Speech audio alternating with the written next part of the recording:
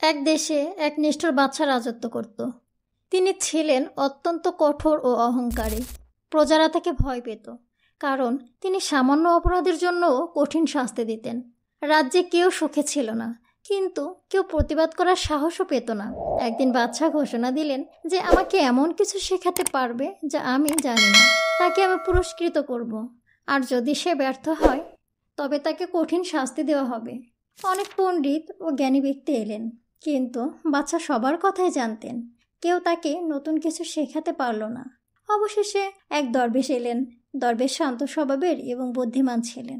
তিনি বাদশাহের সামনে দাঁড়িয়ে বললেন, আমি আপনাকে এমন একটি শিক্ষা দিতে পারি যা আপনি কখনো ভাবেননি। বাদশাহ কৌতূহলী হয়ে বললেন, ঠিক আছে, বলো। যদি নতুন কিছু শেখাতে পারো তবে পুরস্কার পাবে, না হলে শাস্তি পাবে। দরবেশ ধীরে ধীরে বললেন, রাজা, আপনি কি কখনো মৃত্যুর কথা ভেবেছেন? বাদশাহ হেসে বললেন, অবশ্যই। আমি জানি সবাই একদিন মারা যাবে, এতে নতুন কি আছে? দরবেশ মাথা নেড়ে বললেন, তাহলে বলুন, আপনি কি জানেন মৃত্যুর পর আপনার কি হবে? আপনি কোথায় যাবেন, কি নিয়ে যাবেন? বাদশাহ এবার একটু থমকে গেলেন। তিনি আসলে এসব নিয়ে কখনো গভীরভাবে ভাবেননি। দরবেশ বললেন, আপনার রাজ্য, ধন সম্পদ, ক্ষমতা, এসব কিছুই আপনি কবরে নিয়ে যেতে পারবেন না। তাহলে আপনি কি প্রস্তুতি নিয়েছেন? বাদশাহ এবার সত্যি চিন্তায় পড়ে গেলেন। তিনি বুঝলেন তিনি যা কিছু করেছেন সবই দুনিয়ার জন্য, কিন্তু পরকালের জন্য কিছুই প্রস্তুত করেননি। তিনি দরবেশের পায়ের কাছে বসলেন।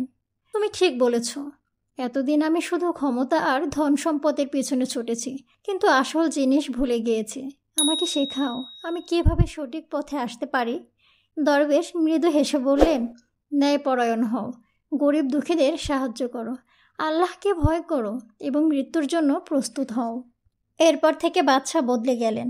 তিনি জনগণের প্রতি দয়া দেখাতে শুরু করলেন, ন্যায়ের পথে চলতে লাগলেন। রাজ্য ধীরে ধীরে শান্তিতে পরিণত হলো। গল্পটি থেকে আমরা যা শিখলাম, ক্ষমতা ও সম্পদ চিরস্থায়ী নয়। একজন ভালো শাসকের উচিত ন্যায়পরায়ণ ও দয়ালু হওয়া। মৃত্যুর জন্য আমাদের সবাইকে প্রস্তুত থাকতে হবে।